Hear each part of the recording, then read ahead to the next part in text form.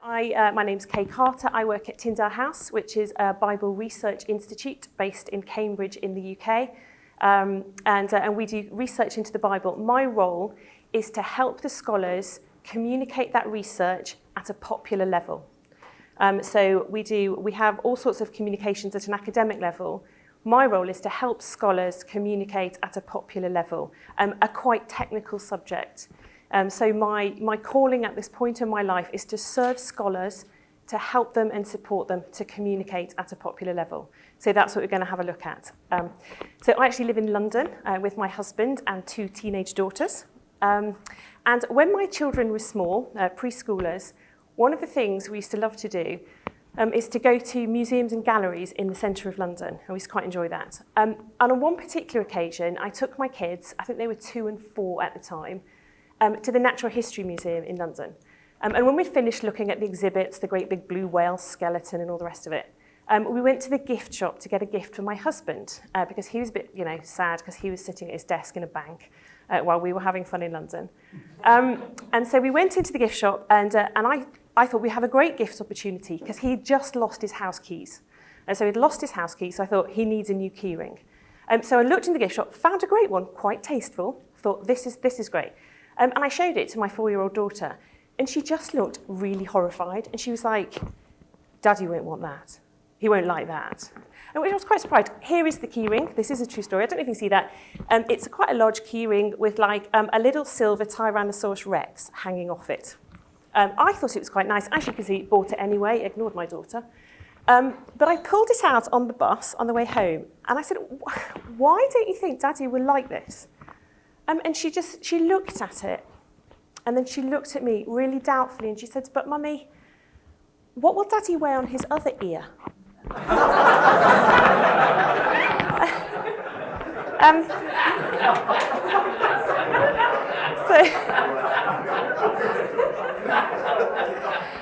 So I said, darling, it's a key ring. It's not an earring. Like, my husband is a suited banker. I just love the thought that she thought he was like, anyway. Have you ever had that experience when you are speaking to somebody and then you look at them and you think, we are talking at completely cross purposes? Like, I'm saying key ring, you're hearing earring. I think for many of us, as we step forward into the public square as Christians, particularly as we step forward into media, it is like we are talking at cross purposes. It's like we're speaking here, and most of our audience are here, and we literally are not making any kind of a connection. So I want to think about how we can look at this issue as people who want to step forward into the public square, into the media. How are we going to do this instead of this? Now, I would love to say that I have a formula that you can put your discipline at one end, crank the handle, out will pop a great message. I don't. I have to warn you, this will take hard work and imagination. But I'd just love to give you some tools that you can start this process of what are the great messages within my discipline that I can use more. I think as you guys step into the media, into the public square, to do this, you are essentially like jugglers. And you're like jugglers, and there are 3 balls that you have to keep in the air all at the same time. And this is why it's difficult. So first of all, blessings to you and thank you to you that you guys are willing to do this and are considering this, because it's not easy, but we need it. And so I'm really excited to come and try and help you. What are the 3 balls that we need to keep in the air? I've called them a magnetic message, an attractive angle that draw on our discipline. When I did this, I didn't realise that it smelled mad. I only found that, I did genuinely not do that on purpose, but if it helps you remember, that's good. Magnetic message, what do I mean by that? I have shamelessly stolen this and another section of the talk from an English theologian called Daniel Strange, some of you may have come across, who has done really, really good work in this area. What Dan means by a magnetic message is a message that rather than when we talk about faith in the Christian square, people go, what? We talk about it and people go, ooh, like that really strikes me. And I've never thought about Christianity in that way. That's going to be playing on my mind all day. Like a magnetic message is one that pulls you in towards the gospel. That's what we need to be looking for. That's the first ball that you've got to keep in the air. The audience out there, in their homes, watching the TV or reading the newspaper, we need a magnetic message for them. Okay. The second thing is an attractive angle, because we can potentially think of a magnetic message, and that's great, but unless a journalist will let us onto their show or interviews for their newspaper, we cannot use media as a communication tool. The journalists are the gatekeepers of media. We have to get through that gate with something that journalists want. What journalists want is an attractive angle. So 2 balls in the air. We need a great message for the people at home. We need an angle that journalists will go, oh yeah, my audience will love that. I want you on my show. And then third thing is we have to draw these messages. You guys have to draw these messages from your discipline. The reason for that is, generally speaking, your job description, your job title, is going to be your passport into media. The first question an audience asks when someone appears on a TV show is, why should I listen to that person? Why should I listen to that person? So, for example, the principal of Tyndale House, Peter Williams, amazing Bible scholar. He gets loads of opportunities to speak in the media. And he talks about the languages of the Bible, the reliability of the Bible. He's also actually, you may not know this, a really quite extraordinary pianist. He never gets opportunities to talk in the media about being a pianist. Because if he was invited onto a show to talk about being a pianist, people say, why should I listen to this guy? He's a Bible scholar. So generally speaking, your job title is your passport into the media. So these are our 3 balls we've got to keep in the air. We need a message for the people at home. We need an angle that journalists want. And we have to draw them from our disciplines because that's our credibility. If we don't do this, I think particularly if we don't do this magnetic message, if we don't do the work to come up with the message where people go, you have really engaged with me in a way I didn't expect. What we will do, I think generally speaking, if we get the opportunity to talk in the media, is something that I call ticking the God box. It's not necessarily a bad thing to do. But for example, we may get the opportunity to just say, I'm a Christian. And that's good. You know, if you're an academic, I think it's really great that the audience back home knows that thoughtful, smart people are Christians. So it is good. You might get the opportunity to throw in a fact about Christianity. We believe Jesus was born of a virgin, just a fact. Or maybe a Christian moral viewpoint. And they're all good things to do. But I still think most of the time when we do that, we will do this and we will not do this. So the key to making that difference is the magnetic message. And so I want to look at a tool that we can use, I think, to help us find magnetic messages. Ones that remember a magnetic message is one that pulls people towards the gospel. We have to be realistic about media opportunities. It's pretty unlikely that you're going to get the opportunity to give a full-blown gospel presentation, on a TV show, unless it's a Christian one. What you may get the opportunity to do, though, is to have a number of concise, thoughtful, well-packaged messages that you may be able to throw in. And in this respect, Christians are no different than anyone else who's interviewed by media. So if I'm a CEO of a company, I would love to sit there for half an hour talking, about how great my company is. I'm not going to get that opportunity, but I may get an opportunity to throw in one good thing that my company did last week that I think will engage with the audience. So I think those are the types of things that we need to be looking for. And how do we do it? So my belief is this, that the human heart is restless until it finds its home in God. That we all have a deep-seated restlessness that can only be satisfied by God. And we also have a deep human tendency to ignore God and to try to shut God out. And what that means is, therefore, we try to satisfy this restlessness with other things, and it doesn't work. So I think there is a danger that we think about our audience as totally unconnected to the gospel. And our audience is not totally unconnected to the gospel. even if they've never heard about Jesus before. Actually, they are restless, and the only person who can solve that restlessness for them is God. And I think that's what we have to key into if we're going to have a message that really connects with people. So I've been next door this week doing the development track, and we've been learning about fundraising. And one of the things that we've been taught very much is if we want people to donate to our organisation, we have to appeal to the heart as well as the head. And this is no different. If we are going to do this instead of this, we have to learn to appeal to the heart as well as the head. The context, I work in a context with academics. I'm not necessarily sure this is their favourite thing. Everyone's different. But I think it's something that we can learn to do, and we can do it in a way that isn't manipulative and that feels natural to us. So how are we going to do it? I'd like to look at an idea that was that I first learned from Daniel Strange, who is the British theologian I told you about. It's not actually his idea, it's one that he found elsewhere, but he's the person who presented it to me. I'm just going to show you his book. This book is called Plugged In. It was launched literally just before we came to ELF. The reason I show you that is there's a lot of material today. I would love to go into the stuff this book talks about, but I can't.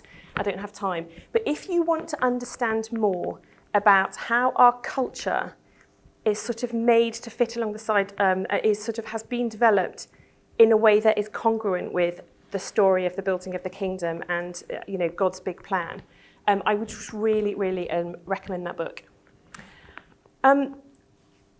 Dan pointed me in the direction of a Dutch missiologist called J.H. Bavinck. For the theologians in the room, not Herman Bavinck, who did all the stuff about doctrine of revelation. This is a different guy. He lived the beginning part of the 20th century. He was a church leader in Amsterdam, and then he moved to Indonesia for 20 years, and then he moved back to Amsterdam. When he did that, he reflected on the differences in culture between Amsterdam and Indonesia, between the Netherlands and Indonesia. Really, really different cultures. Then he reflected on the people that he'd met, the people he knew in the Netherlands and the people he knew from in Indonesia. And he concluded they were essentially the same. That actually cultures differ, but people are people. And we have some basic properties of being a person that are the same at all times and in all places, that are there because our souls are restless until we find our home in God. Bavinck said this: "It appears that humanity, always and everywhere, has fallen back on definite ideas and presumptions, and that these ideas and presumptions always resurface in surprising ways whenever they may have been temporarily repressed for various reasons." And this is the killer sentence. "This is a universal religious consciousness that remains indestructible." So he's saying that all people at all times have something sort of rooted within them, almost in the sort of the operating system of the human brain, that is what he calls a universal religious consciousness. So essentially what he's doing is he's affirming what Paul tells us in Romans 1. "For what can be known about God is plain to them, because God has shown it to them. For his invisible attributes, namely his eternal power and his divine nature, have been clearly perceived since the creation of the world in the things that have been made, so they are without excuse." So Romans 1 says, even if we are never taught anything about Christianity, we do know about God's eternal power and his divine nature. We know something of God. And I think if we are going to tap in and make messages that really connect with people in Europe, where many are not churchgoers and have not been taught about Christ, we need to tap in. I think God has put this knowledge in the human heart so that people will respond to the gospel, so that the gospel has a connection point in the human heart. So I love Romans 1. It's one of my favourite passages in the Bible. It is a bit light on detail. I have often wondered, what do we know? Like, what specifically do we know about God's eternal power and his divine nature? I think it's a really good thing to ponder. Bavinck came up with 5 ideas.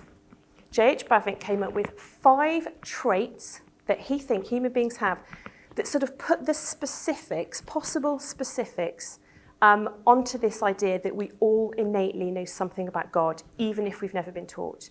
Whatever culture we live in, all people at all times. He's given some specifics, and these are what I want to share with you. I want to share with you because if we can craft messages that tap into these, then we're tapping into something deep. We're tapping into something of the heart. We're tapping into something that will continue to play in people's minds when they start watching it in the media, that will continue to resonate, that will feel real to them. So I'm going to run through, there are 5 traits.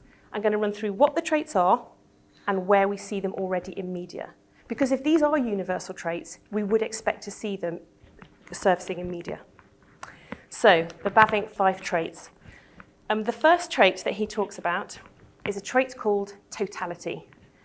What that means is we want to be part of something that is bigger than ourselves.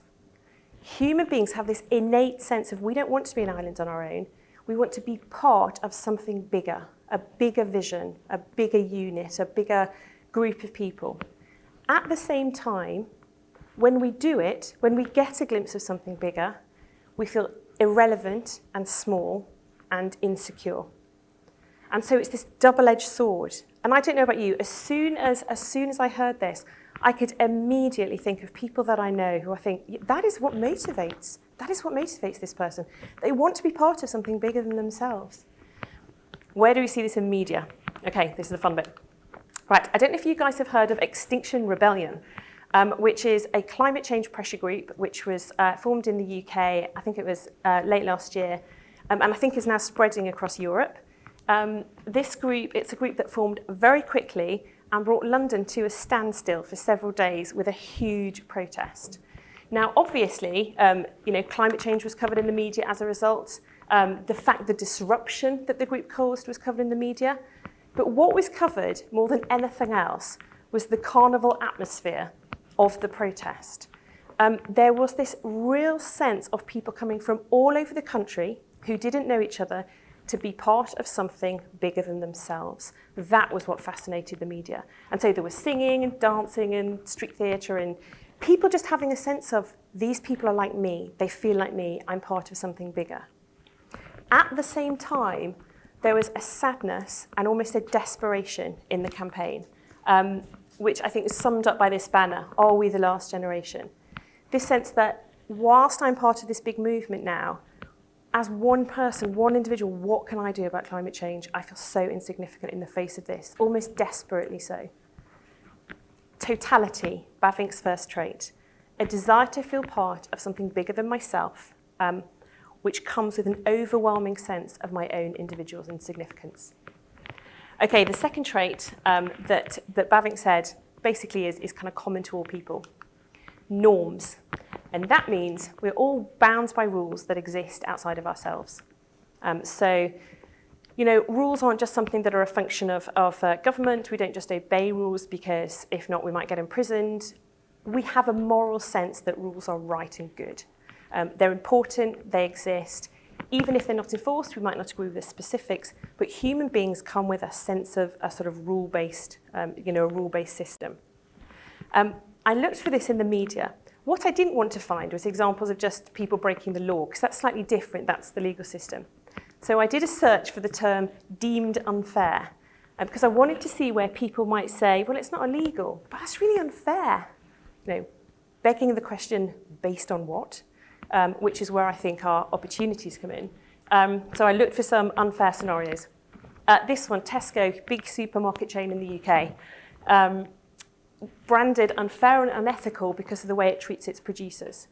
Nothing illegal about the way Tesco treats its producers, absolutely letter of the law, but just this real sense that it's just not right. It was a story about using a dominant position in the market, essentially, to kind of, pressure smaller producers. But just this sort of, based on what? Where do we derive this sense of it's not right, it's not fair? Where does that come from? God has placed that in the human heart so that we can recognise his gospel when it comes along. This is another one. This was the Scottish government raising a tax that people thought was unfair on property. Scottish government legally entitled to levy whatever tax it likes on its populace. But But there was a real sense of, no, that's not right, it's not fair. Not illegal, but unfair. So norms. People believe in rules of behaviour that exist outside of themselves. Okay, third of 5, destiny. We are not fully in control of our own lives. This is the sense that, of course, we have agency, we know that, but I think people just have this sense of like a kind of fate, this idea that there is something out there, probably something malign, a bit sinister, that sort of, in spite of my best efforts to go this way, kind of pushing me this way. That events are conspiring, the universe is saying, all that kind of thing. And it comes from this deep sense that we're not fully in control of our own lives. Where do we see this in media? The horoscope page. So this is actually taken from the newspaper that I used to work for, the Sunday Times, biggest selling broadsheet in Britain. I was absolutely astounded that they still had a horoscopes page. And this sits in the back of the fashion magazine. To give you an indication, this page, if it was used for advertising instead of horoscopes, would raise significantly in excess of £10,000. The editor has decided not to take £10,000 of advertising. He's decided to have a horoscope page. That means he thinks his readers find this so important that it's something decisive in whether they buy the magazine or not. I was quite surprised by how seriously horoscopes were taken. The idea that we are not fully in control of our own lives. So, destiny, the sense that we are controlled somewhat by a force outside of ourselves. Okay, fourth, this is called Deliverance. And I think this one is really interesting for scientists. Deliverance says that the world is broken and it needs to be saved. The idea that we long deeply for a world that is perfect because we long for heaven. But most people don't put those things together, but they do have a deep sense that the world isn't perfect, it's broken in some way. We rail very strongly against suffering, we rail against wrongdoing. So it's that sense that the world is broken and that we're looking for someone to come and save us. We're looking for someone to come and save us. I think this is interesting for scientists because this is often how media presents science stories. They are either, this has happened and we're all doomed, or scientists are coming to save us. There's often very little. I've been hearing about your work on AI and the sense that, there's just pros and cons, it's interesting. That doesn't tend to be how it's presented in media. It's either the doom scenario or the salvation scenario, because it really resonates. Where do we see this? Politics. We see this a lot in politics. Heidi Allen is the leader of a new British political party that was set up in the past few months. This was her sort of statement interview in the Times. She did a long piece. The sub-editor who wrote the headline, that person's job is to pull out the most interesting, the most engaging thing about the story. She chose to pull out the system feels broken because we know that those things resonate. Similar, these are everywhere in politics. The public thinks politics is broken and are willing to entertain radical solution. When you put things like everything's broken in a headline, people read it. Then there's the flip side. We're looking for a saviour. And I don't think any of us have seen in our lifetime this come through quite so clearly as Barack Obama, as this headline shows. This idea that, the great hope that was vested in Barack Obama, how poor Barack Obama was expected to save the rest of the world. But this headline was not. He actually spoke about it. He actually spoke at one point about, you have got to stop calling me the saviour of the world. So deliverance, the idea the world is broken and needs a saviour. And then finally, and this is sort of the theme that overarches all of Bavinck's work, higher power. Behind the reality we see is a deeper reality that is unseen. And this just sort of sits over all of Bavinck's work, this idea that I always feel as if people are living their lives and they're sort of aware that there is something back there, but they don't know what. And there is a great, our history is full of the search for what is this? What is this? That this reality that we sense but can't see. Media rarely talks about this directly, but it is such an important theme in culture and humanity that they do weave it into stories. This I thought was particularly fun.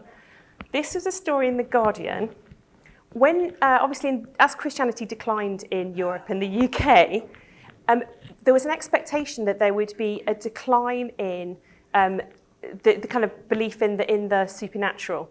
And of course, what happened instead is that belief in New Age and pagan beliefs kind of rose to take its place.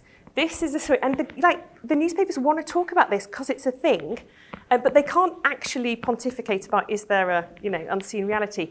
So this is a story about as New Age and pagan beliefs have grown, so the business opportunities of people who make accoutrements for these types of beliefs has grown. But it's still a story that newspapers want to cover. So they are the five of Bavinck's traits that he sees are universal to people everywhere and that we can try and tap into if we want to really connect with people. Because people are thinking these things even if they may not articulate them.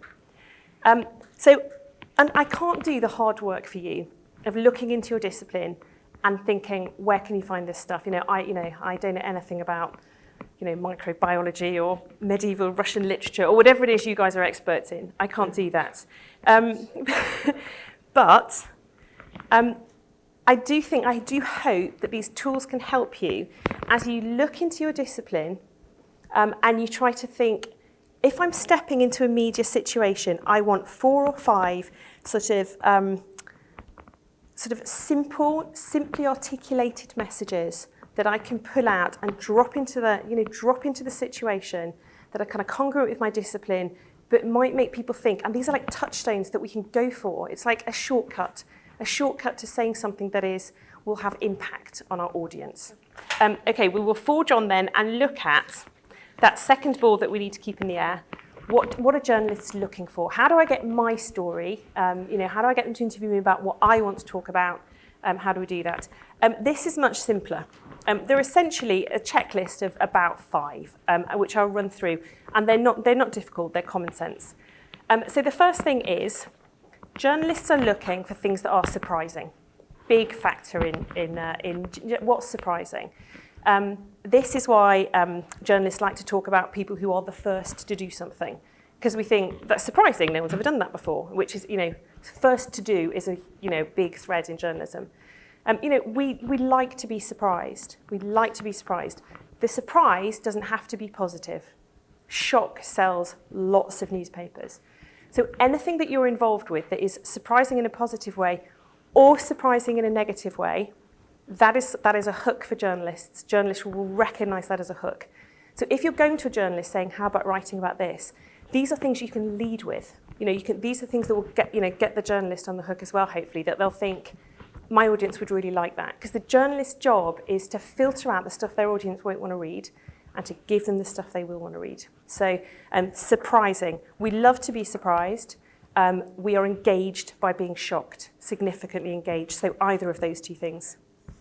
Secondly, inspiring. We love inspiring stories. We love people who've overcome all the odds to do something. We love those stories. We love people who are fantastic examples of what a human should be. Mother Teresa. We love stories about people who are, good people doing a great thing. The reason for that, I was told, is that when we listen to a story, human beings are sort of hardwired to put themselves into the story. So when we hear a story about someone who is good and noble, we kind of put ourselves into the story and sort of inhabit that role. And of course, we like to be good and noble, don't we? So yeah, anything that is inspiring, journalists will go for. Third, obviously, informative. We like to be informed. Human beings are curious. They like to have a handle on the world around them, and they like to be informed. Human beings are also very self-centered, and they really only like to be informed about things that relate to them. Some stories are big enough they relate to everybody in the world. So election of Donald Trump, it kind of relates to everybody. Generally speaking, we like to know things about our, people in our country, people in our city, in our region, actual things in our town, in our specific locality, or people like us. So I like to read stories about women and parents and people who work in media. So we like to hear stories about ourselves. That means when you pitch to a journalist, you've got to think, who is your audience and you've got to relate your story to them. So if it's informative, why is it informative for my audience? That's what the journalist will ask. Third, topical. News is called news because it's new. So anything that is timely or topical, journalists want to know. If you're engaging with a journalist about your research and it's new, lead with that. That's news. So if it's topical and timely, journalists will be interested in that, and you've got to make sure they know. They won't know what's new and what's not in your area. Make sure they know if it's new. And then finally, emotive. Journalists know that audiences love stories that are emotive. So stories that pull at our heartstrings in some way. I think a lot of celebrity stories fall into this category. We feel like we know the celebrity and therefore we feel engaged with what's going on. So we like stories about celebrities. The emotive heading is why often it's you'll get much more you'll feel much more engaged. Say if there's a natural disaster with a story that takes one person who is affected by that disaster and explains this is what happened to this one person and tells their story, rather than something factual that says how many thousands of people are affected, how many homes are destroyed, how much, what happened. It's the personal story, it's the emotive story, often, that's the one that will grab people. So emotive. So surprising, inspiring, informative, topical, or emotive. That's sort of a rule of thumb, but basically covers most of your bases. So if you want to engage with media, keep in mind that those are the things that journalists are looking for. So the next thing I want to talk about was how do we get media opportunities? How do we do that? Basically, there are two ways. The first way is, as our colleague at the back said, you promote yourself as a media spokesperson so that you're in the Rolodex of the journalists. And when they need somebody to comment on microbiology, they go, M for microbiology, excellent, let's give them a call.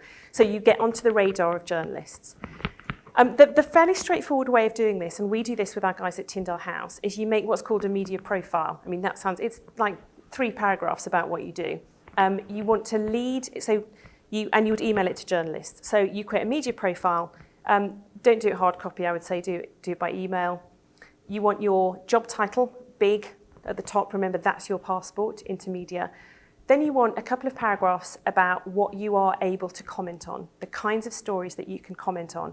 And then especially if you've written, say, popular level book, put that on as well. Anything you think will help the journalists think they'd be a good person. Media appearances you've had that you could put on the bottom, that's worth doing too. The danger with this, in my experience of working at Tyndale House with academics, is that that phrase, what you can comment on, has a very, very, very different meaning in the academy than it does in the media.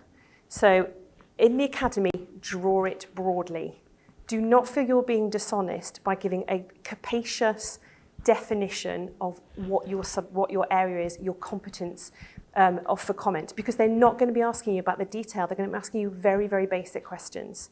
In any case, if a journalist calls you and says, I'd like to talk to you about this, you can just say, what do you need to know? I just want to check that I have the expertise you need. So, for example, do not put your area expertise as well-attested written examples of Akkadian in the early Babylonian. Put it as ancient Near Eastern culture. You're drawing it broad. And if you can sort of say, many of you potentially will have academic interests, then it's ancient Near Eastern culture and the importance of teaching it in schools. Draw it broad. You can always say no to a specific interview. So that's the first way. The second way is to create a story and insert yourself into it. So for some of you, your stories will be your research. If your research is topical, if it's new, then you can go and try and get it out in the press using the sort of 5 criteria. Lead with those, get journalists hooked in with those, 5 criteria. But I know for some of our researchers at Tyndale House, they're on 10-year projects. They're not going to see, results, certainly not results they can share at a popular level for a long time. But there are all sorts of cunning ways you can get yourself put into a story. Think around the edges of what you do and think not just about your subject, but your life. You could be part of a story about working for a university. There's all sorts of ways that you could be involved in a story. So I spent a while working as a freelance copywriter for a corporate communications organisation. And what they would do is a client would come to them and say, we want to send this message out. And then the corporate communications agency would go to a newspaper and say, we'll write you a story about this. And then they would insert their client into the story. So for example, big finance house came to my agency and said, we've just got a new sabbatical thing that we're offering for our staff. We're giving our staff the opportunity to go on sabbaticals. We want people to know so they'll think we're a great company to work for. My agency went to a newspaper and said, we'll write you a piece about the growing trend in people going on sabbaticals. I interviewed all sorts of different people who were going on sabbaticals, and I also interviewed the head of HR at my client's company and talked about, how they were offering sabbaticals. This is with the full knowledge of the newspaper. It is part of how media works. So think broadly, and then insert yourself into a story in a way that makes you a great interviewee. Make yourself the person that the journalist would want to interview if they did that story. Write it in 2 short paragraphs, email it into the journalist you want to go for. Never email to news@vislanewspaper.com. Always email to a named individual, always. If you don't know their email address, phone up the switchboard and ask for it. If they won't tell you, ask to be put through to the person and speak to them on the phone. The first thing you say when they pick up the phone is this a good time or are you on a deadline? If they're on a deadline, you say, when can I speak to you? And then just call them back and just say, look, this is my idea for a story. So that is 2 ways of getting media opportunities. Okay, the final thing I wanted to talk about, and I think this is the thing that puts people off engaging with the media. I wanted to talk about how you deal with hostile questions. I think there is the sense that we're nervous that if we go on a TV programme, we're going to talk about our science, and then they're going to say, do you think abortion is wrong? And we're going to go, how do we deal with those kind of situations? So the first thing I would say is, if you are an academic or a scientist, and you go on a TV programme and you're not publicly known as a Christian, and someone asks you about your faith and you don't want to talk about it at that point because maybe you don't feel prepared, unless you have introduced the subject into the interview, I think it's perfectly reasonable to say, I don't want to answer that question. You don't have to answer questions that journalists ask, but you do have to give a reason why you're not answering. So it's perfectly reasonable to say, someone asks you a question about faith and you say, I'm actually here to talk about science today, so I'm actually not going to answer questions about faith. If you have brought up the subject of faith before, or you are planning to bring up the subject of faith later, you have to answer the question. Essentially, that's the rule. So what do we do if we do have to answer the question? Okay, there's been quite a bit of research on how do audiences respond to people being interviewed. And it's a little bit like cat and mouse. So there was some politicians are kind of really engaged in this, you have to answer the question. So some research that sort of said, oh, you can kind of get around it like this, and then more research which showed journalists how to kind of stymie that tactic. This is where we're at, as far as I'm aware. Audiences don't mind if you don't answer the question, so long as you talk about something that's similar and relevant. So if you talk around the subject, they will not notice if you don't answer the question. So that's, however, so that was a piece of research that was done. However, so TV stations kind of went away and thought, how do we deal with this? The TV stations ran the research again. If you're asked a question and then they print the question at the bottom of the TV screen while you're answering, you do have to answer the question. If the journalist doesn't have that facility to print your question, if you don't answer the question, audience will go, they didn't answer the question. If journalists don't have their facility to print the question on the bottom of the TV screen, what they will do is repeat the question. So if you keep bringing back to the mind of the audience, this is the question I asked, audiences will not be tolerant if you don't answer the question. If they don't do that, audiences are tolerant of not answering the question, as long as you talk about broadly the same kind of stuff. So let's assume we've got to answer the question because the journalist is going to keep bringing it back to us if we don't. It's an A, B, C approach, okay? And this is pretty well known in the trade. So we have to address the question. Now, that may mean a direct answer. You may have a cunning way to address it without specifically answering that you may want to use. If you do that, the test is, will a person in the audience think that my response was a reasonable answer? Okay, that's what you're going for. So you have to address or answer the question. If you think the answer you give is going to alienate your audience, I suggest you do it as quickly as possible. Do you think abortion is wrong? I do. Like, literally, keep it really short. Okay, A, address. B, bridge. Right. We're going to say a sentence that is going to link into what we really, really want to talk about. So we're going to bridge into that. So, do you think abortion is wrong? I do. My heart really goes out to women with unwanted pregnancies. We bridge. And then we communicate. Because remember, before we go into the interview, we've got 4 or 5 sort of concisely considered messages that we can draw on and bring out when the situation is right. Okay, so you have to have those. If you don't have those, if you don't have messages that you want to give to this audience at this time, don't do the interview. The only reason to do the interview is, I've got a little cluster of messages and I really want to communicate them to this audience.